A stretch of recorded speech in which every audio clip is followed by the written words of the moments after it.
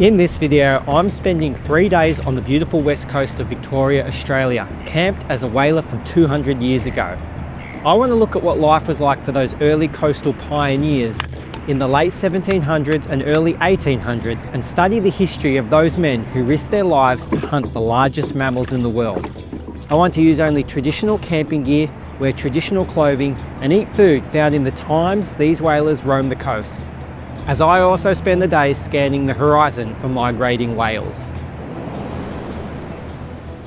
The worldwide whaling industry with sail and rowboats began in the 17th century through to the 19th century, and the demand for whale blubber, or oil, to light the homes of Europe and her colonies led men to risk their lives in small boats out on the open sea to hunt for the whale, and it was a treacherous, dangerous industry. In Henry Melville's 1850s Moby Dick, he writes, "For God's sake, be economical with your lamps and candles. Not a gallon you burn, but at least one drop of a man's blood was spilled for it." The sperm whale was the most prized for its abundance of oil, the waxy substance called spermaceti.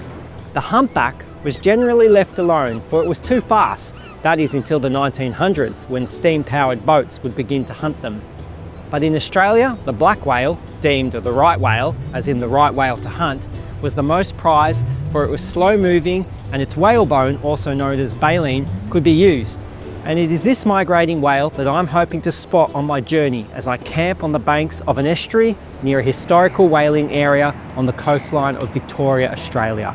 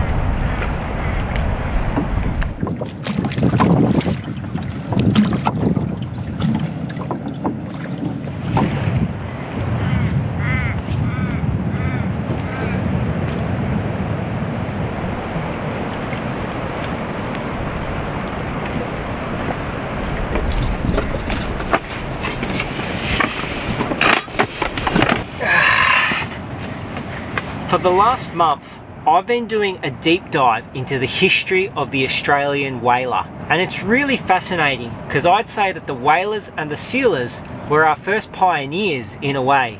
So many bays and inlets and estuaries of our southern and eastern coastline was first explored by those working Australia's first real industry, whale oil. These men had to survive in some of the most remote and secluded wilderness that Australia had. So I've come here to a pretty historical area for whaling. It's currently migrating season for the right whales, being Victorian winter on the west coast.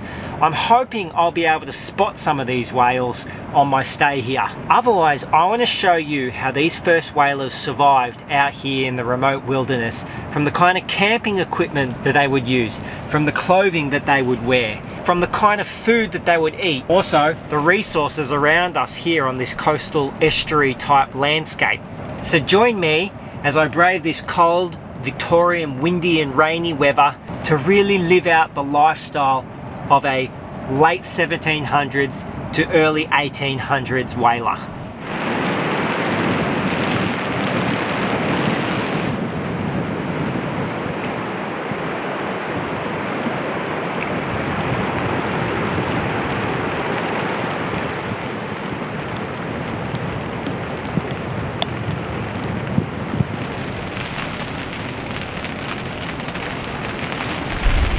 Anyway, I'm in the canvas tent.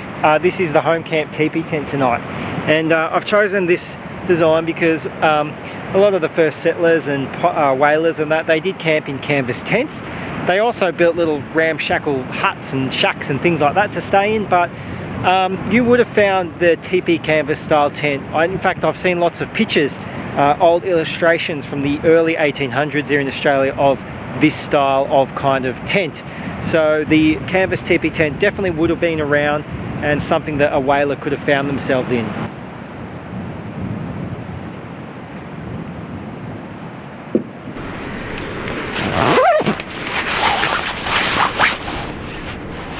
So let's have a look inside my tent. What do I have?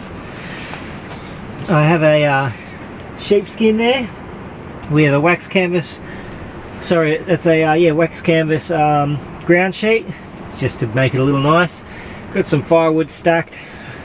I'll show you that later. That's my my chest of goodies, my supplies, my survival supplies, you could say. Over here I've got my bed, which is just a stretcher bed, 2 woolen blankets and a sheepskin.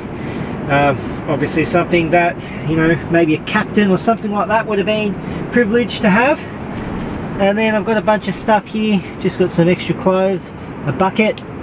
I'll go through some of these. I've got my billy here, a pan, and these 2 things I'll have to show these to you later in the video. They're really cool.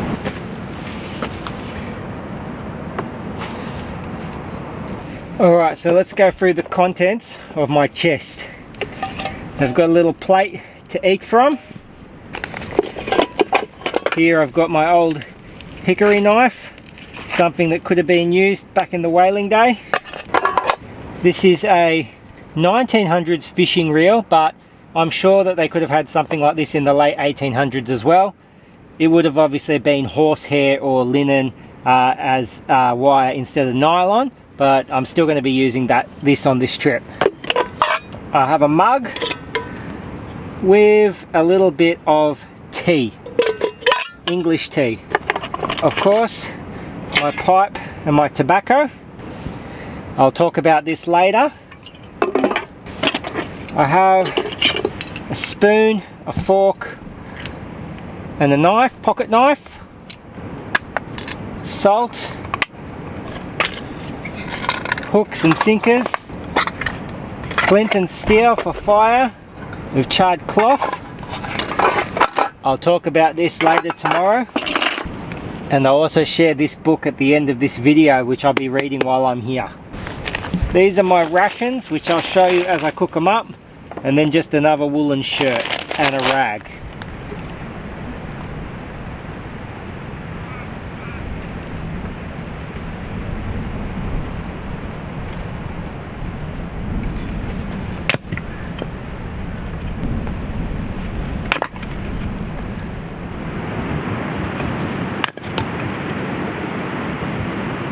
So there's heaps of this melaleuca around. It really is like paper. I've not used this before.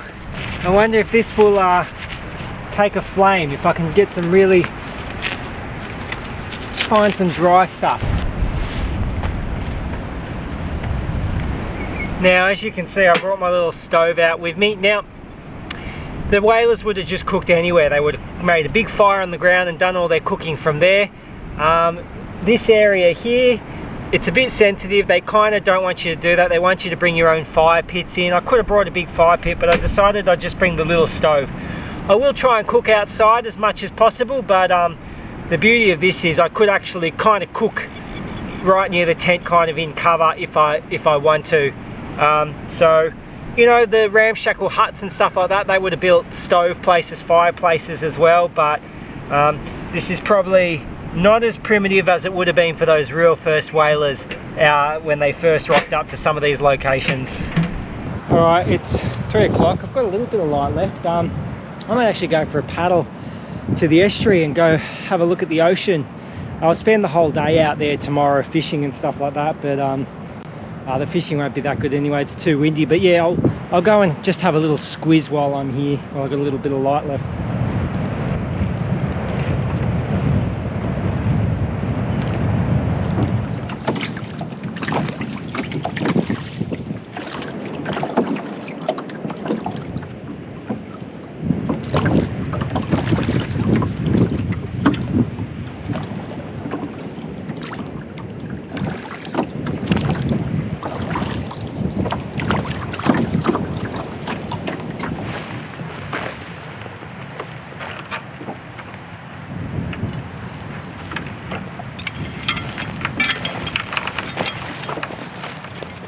Oh, I've just left the boat there.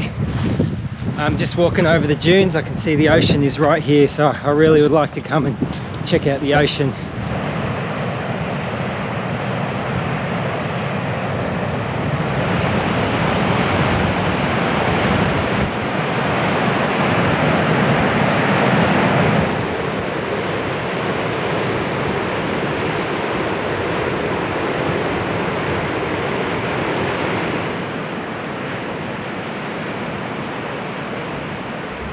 Whaling took off in Australia in the late 1700s around the bays and coves of New South Wales, where the first European settlements were located.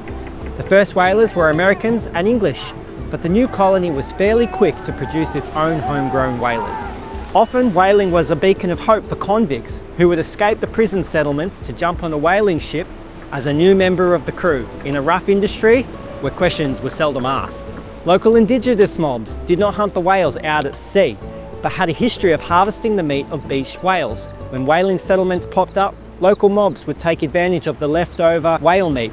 At first, relations seemed cordial, with a mutual understanding between the parties, but sadly, as time went on, conflict did occur between whalers and the indigenous, specifically the Convincing Ground Massacre, which erupted over disputes of who had rights to a particular whale carcass. It was often sealers and whalers who first erected European camps along the coastline, and Portland, the oldest settlement in Victoria, was one of those places.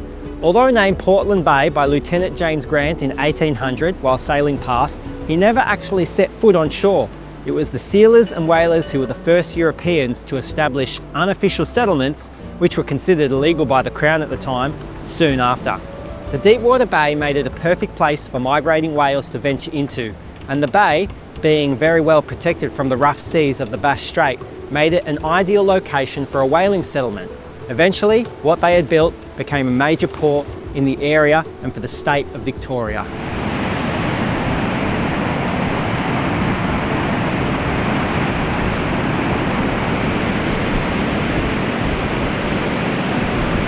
Where I am right now, this is not exactly where the whalers would have camped out. It's obviously pretty rough here on an open beach, but further along, just a bit down the coast, is Portland. I'm actually very close to Portland. So the campground I'm at is the closest free campground I could find near Portland, where I could also be on the boat and be on an estuary. So there is a possibility that I could see whales pass through here over the next 3 days. Though it is a bit rough. Tomorrow the weather is going to calm down a bit. The wind's going to calm down, the swell's going to drop. I might be lucky enough to see some whales, who knows. And I actually went to Portland before I came here to check out the Maritime Museum to do a little bit of research, and I highly recommend it. There is some amazing photographs and antiques in the Maritime Museum, and it just gives you a sense of the history of the place that started off as a whaling town and then obviously was a port for goods to come through, a stop off for people coming to Melbourne, and then it was a farming community as well. And so Portland in Victoria has a lot of history. That was really cool to check out. I'm gonna camp out here for tomorrow and look out on the horizon and see if I can find some right whales, because it is the migrating season for the right whales. But to help me, I found one of these, and it's basically a telescope, and I can look out to sea. And this is obviously what the old captains would have used when they were looking for whales. And I did find in the Maritime Museum a genuine antique one of these from the early 1800s. I believe it was from a Captain James Thorthrop, and that was really cool to see a similar telescope. Obviously that's much more rigid-edged than this one.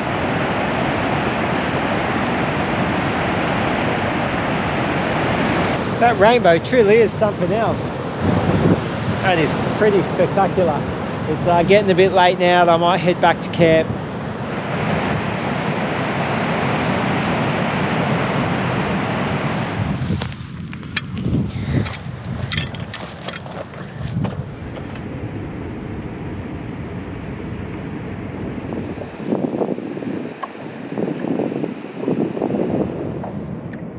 Just having a bit of fish as I slowly drift back to camp. Have a look at this sun. It's so nice to be by the coast in winter. The coast in winter is beautiful, I believe. Yeah, the mountains and the snow is good, but there's something about winter coastline.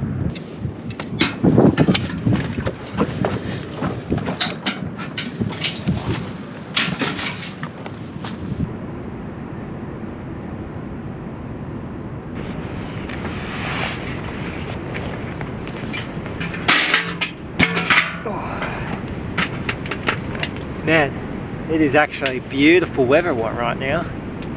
I was going to cook up on the stove inside, but I think I'll cook up out here. It's just too nice.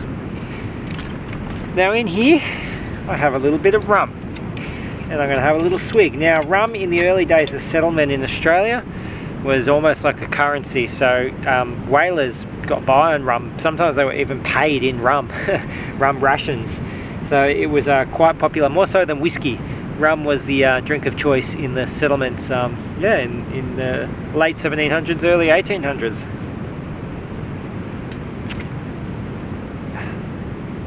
And I can see why. This here is a bunch of tobacco that was given to me by a fella named Simon. So I really appreciate you sending this out to me, Simon. And he and his boys watch the channel. And obviously whalers and sailors were very keen on their own old tobacco pipes, as were the old preachers like Spurgeon and the old writers like Tolkien and C.S. Lewis, who inspired me to get into smoking a tobacco pipe. But I have to get a fire going first before I smoke this.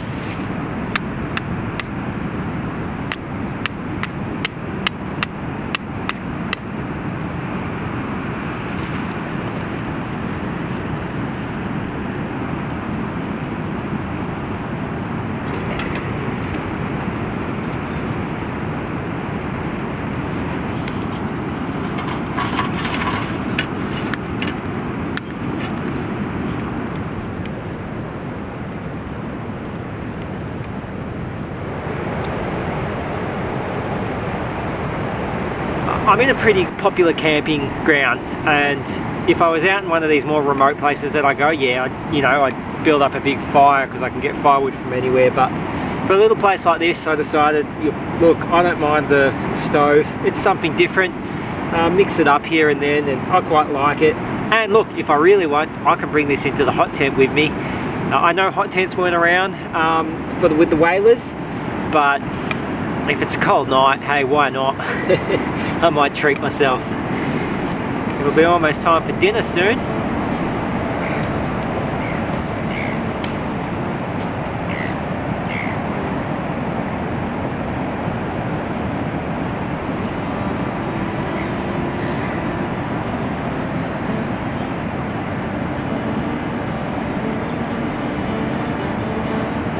Now everyone, I wanted to show you something really special. This is a cowhide 1 litre water container, and this was made by Scotty from Sutherland Bushcraft. Check out his work because he does really good leather work. I wanted something authentic to that kind of late 1700s, early 1800s, and so he came up with this for me, and yeah, I'm really looking forward to using this.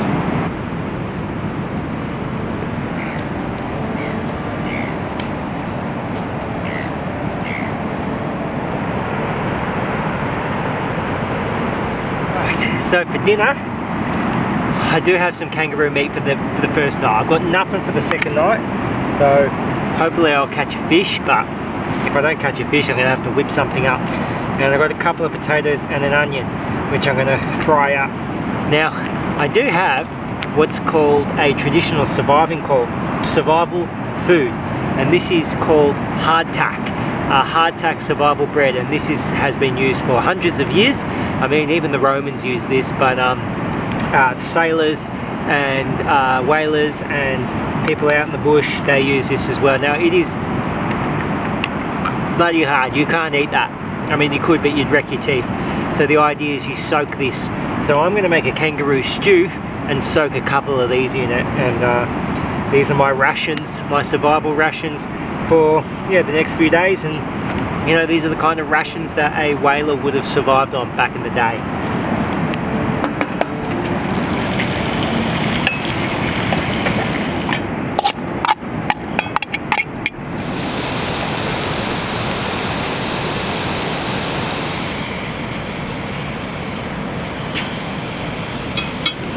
Now that that's browned up, I'm going to transfer it to the billy.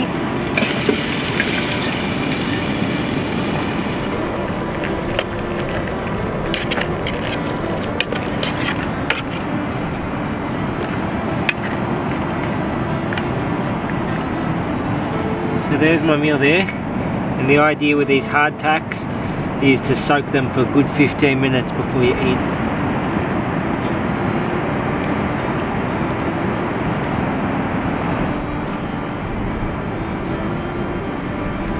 But it's been a good day. Hopefully we'll catch some fish tomorrow. Hopefully we'll see some big fish, the big whale. Alright, see you in the morning.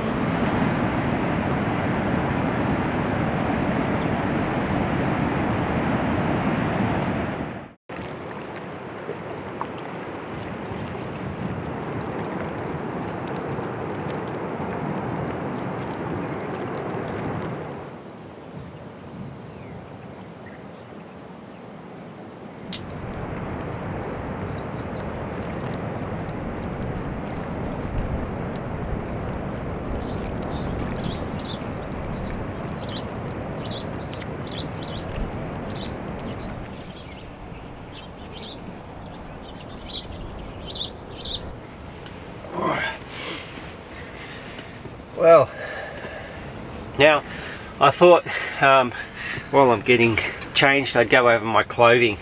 What's the kind of clothing that they would have worn in the late 1700s, early 1800s? Well, woolen pants, obviously. Woolen pants, cotton pants, linen pants, they would have worn things like that. So I've opted for the woolen pants being winter. Underneath here I have this linen sailor's shirt, which you saw me wore all yesterday, and it's got a real cool sailor's look to it. This is a possum and merino knit. You know, they would have had access to possum, but yeah, obviously merino wool would have been a big one. This is my tweed jacket. This would have been, something like this would have been very common back in the day. Cotton fingerless gloves as well. I'd like to get my hand on a pair of woolen gloves. And then I've actually got this woolen beanie from Topo Designs. They sent this out. So this is, yeah, the fisherman's beanie. So it's got that fisherman whalers look to it.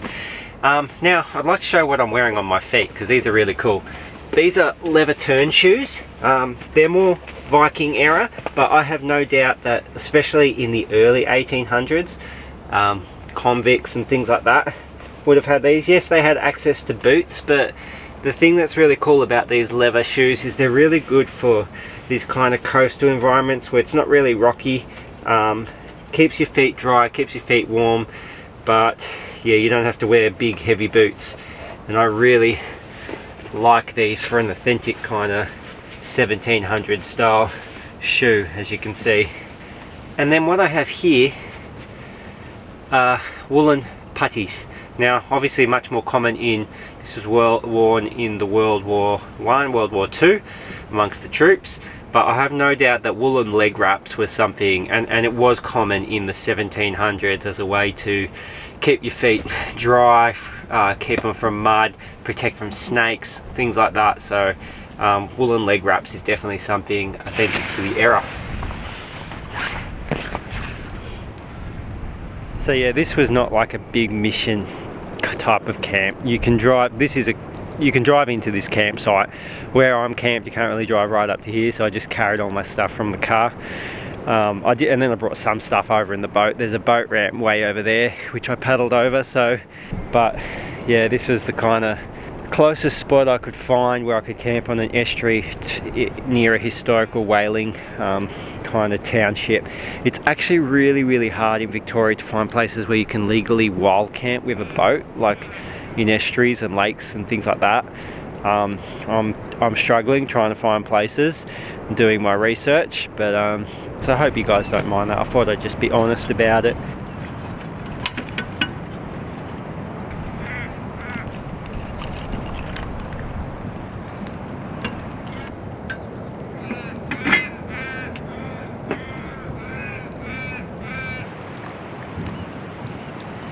That's been soaking for a good amount of time.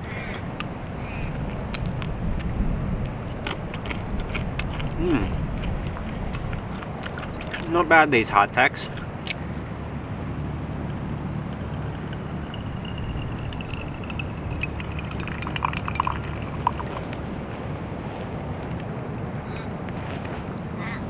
It's hot.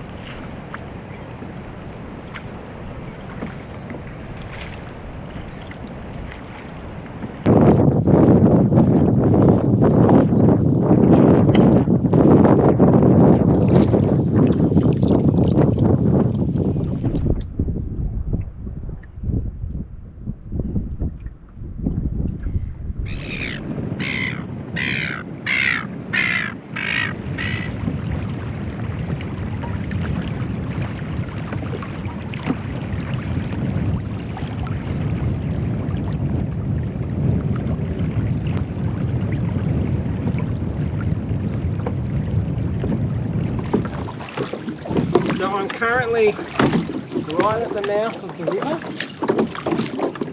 right at the entrance, and I'm not so worried because one, the tide is coming in and it'll be coming in all day. So I'm not worried about the tide going out, and I can't paddle against the outgoing tide.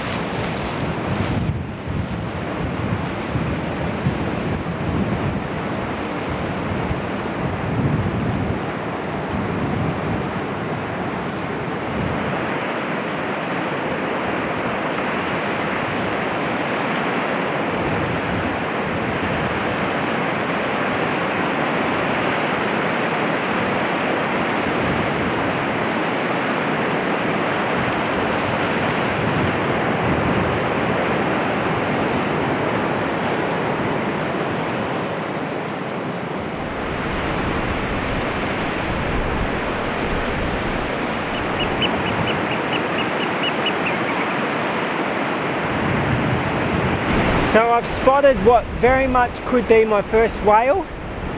I am seeing blows, but I mean it's so far out that I can't be sure, and it's not even worth trying to film or even getting the drone out because it's just too far. So I can't be sure, it's just too far out. For lunch, dried fruit. Dried apples, and that's something they would have had a lot of dried things because I've also got jerky here. And when supplies would have been brought in for the whalers who were out in the bay, camped out, it would have been a lot of dry fruits, dry meats, a lot of flour so that they could make bread and things like that. So this lunch is in keeping with what would have been around back in the day. While I'm up here, I'm going to look for some dry spinifex grass because this will be really good with the flint, with the charred cloth. And if you get the dried stuff, this should make a really good flame, so I won't struggle again. This is what early settlers used to keep scurvy away, and it's, as it says, basically it's like a spinach. So I'll get a few of this and I'll mix it up in my stew tonight.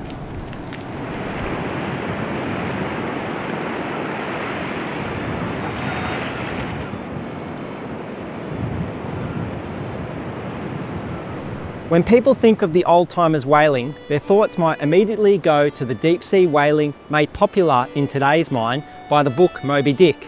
large ships that roam the open oceans hunting and processing whale while out at sea. But Australia's whaling industry was built on what was known as bay whaling. Our coastline was perfect for small camps and settlements situated in protected deep water bays, where rowboats could be launched from the beach and the whale brought back to the shore to have its blubber harvested. Reflecting on Australia, Henry Melville wrote in 1833, "Another invaluable article to the colony as an export is its oil. It may be remarked that the situation of the island and the numerous nooks and bays with which it abounds render it such a place of resort for whales throughout the winter, that the equipment of a few boats and the erection of a boiler or two upon the shore for rendering down the oil are nearly sufficient as the outfit of what may be considered with tolerable certainty a profitable enterprise." And so the whalers and sealers became the first real European pioneers of the new colony, establishing little camps at the ends of the earth with the untamed wilderness behind them and the vast ocean in front of them. Canvas tents, wooden shacks, and small vegetable gardens appeared in strategic locations. And we have many accounts of famous Australian explorers being stunned to come across a whaling settlement when they thought they were far away from any civilization.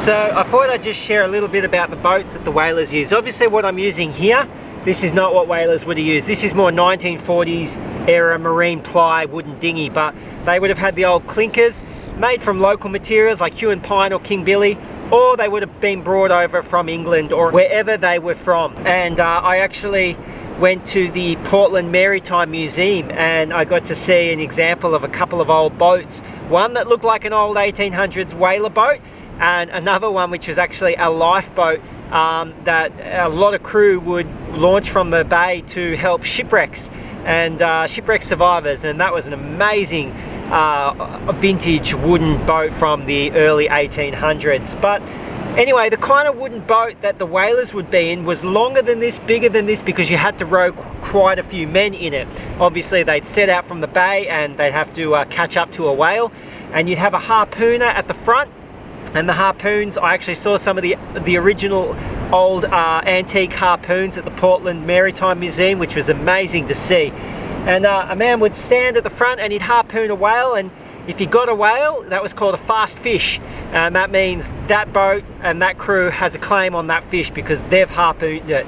But if the whale got loose, it was called a loose fish, and now it was any crew was free to have dibs on it, basically. And it really was a wild industry. If you think about the actual whalers themselves, didn't get paid that much, especially compared to the captains and the first mate. And yet they really were, it was dangerous work, and they were at risk of capsizing, and you know, there's stories of whales capsizing boats and things like that. So they really were wild, rough and tough men. Sometimes they had to spend quite a few, up to a day or 2 days on a boat if they got onto a fish a whale, and it took them out quite a fair distance before they could kill it and bring it in. So they'd bring provisions with them and stuff as well, in case they were out there for 24 hours or so. And there was always lots of quarrels and fights as well amongst different crews over who has right of a whale. So it really is fascinating stuff when you go into the history of it all.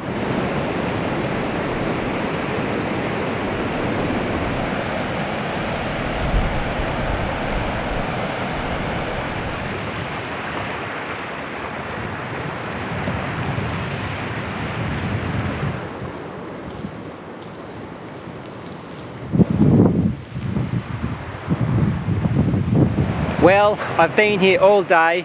My eyes are actually hurting from straining and looking at the horizon all day. And I've not seen anything except for those things when I first got here. A couple of, looked like could be blows from a spout, but I'm not sure, it was quite far away. It's a shame. I did travel 5 hours to get to this place because this is known for whales and it's the migrating season, and I had a small window where I had this beautiful clear weather today, but that's how it is. And I'm sure for the whalers as well, it was a bit of luck to find the whales. You know, there are other places I can go to along this coast that you're much more likely to find a whale or see a whale. But the changing nature of our society is I can't really camp in those areas, can't camp near there, or let alone fly drones there. You know, and I understand you got to have protections in place for those special sanctuaries, wildlife sanctuaries. So it's just hard to camp in Victoria. There's a lot of laws these days, but that's how it is. But it would be cool. Imagine going back for a day or a week or even a month back to the frontier when everything was wild and free, and you know, there was a lot of freedoms.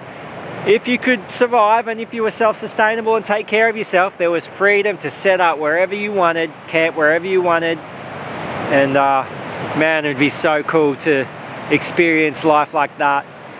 I might even pack the boat up on the trailer today and head off early tomorrow morning, because I know mid-morning the weather's going to swing, it's going to be windy and rainy, but there is a location further south along this coastline where it's a bit of a whale sanctuary, nursing sanctuary, where mothers and their calves come in, and I could still have a good chance of seeing some whales if I go there early in the morning. So I might do that, since today wasn't my day for finding whales.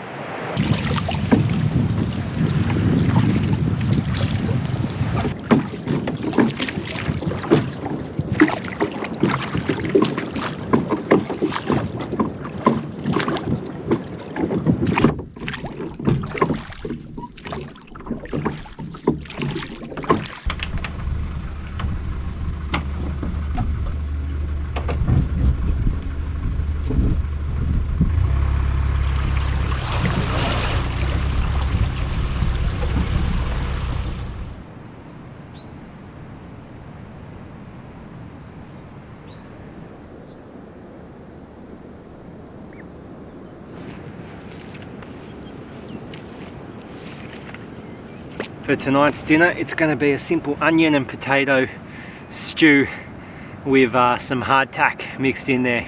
That'll do the trick. I'm just going to sit back and enjoy this evening because it's so beautiful.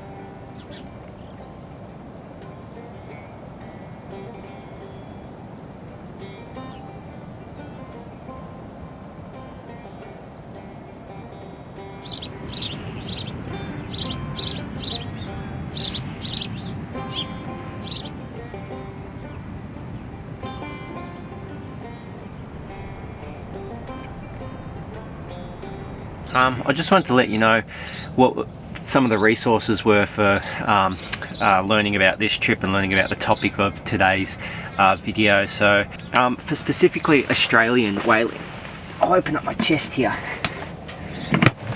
This book here, Whaling Around Australia by Max Colwell, probably the best book I would say that's out there on the topic of whaling. If you want to learn about the Australian whalers in far more detail than what I've gone through in this video, I'd recommend this book. Otherwise, I'm going to eat this food and then I'm going to pack up and I'm going to head to a whale nursery and see if I can try my luck there.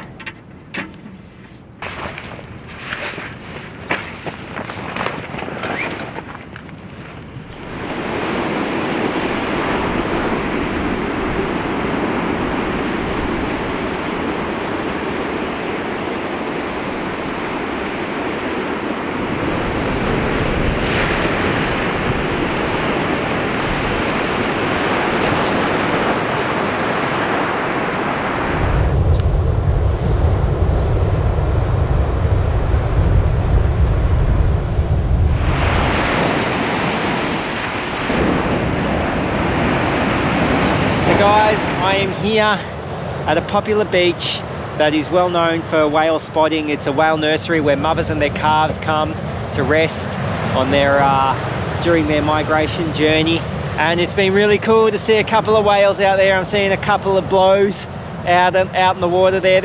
To know that they're actually out there and I spotted some whales is, yeah, pretty beautiful. It's a beautiful way to end this trip. Watching the whales pass by on their migration journey out to sea, I can't help but reflect on the times of the whaler in this country. Whaling wasn't made illegal in Australia until many years later, just in 1979, due to mounting pressure from society to leave the gentle giants of the ocean alone. And I'm glad for it. We don't really need their produce in this day and age, and what a tragedy it would be if we hunted these creatures out of existence. But I'm still fascinated by the old whaler and can't help but be intrigued by his life. It doesn't mean I think him a saint. Many whalers could be cruel and violent men, but we also see people of bravery, strength and resilience. Max Colville writes, "To many, the history of whaling has illuminated the best and worst characteristics of mankind.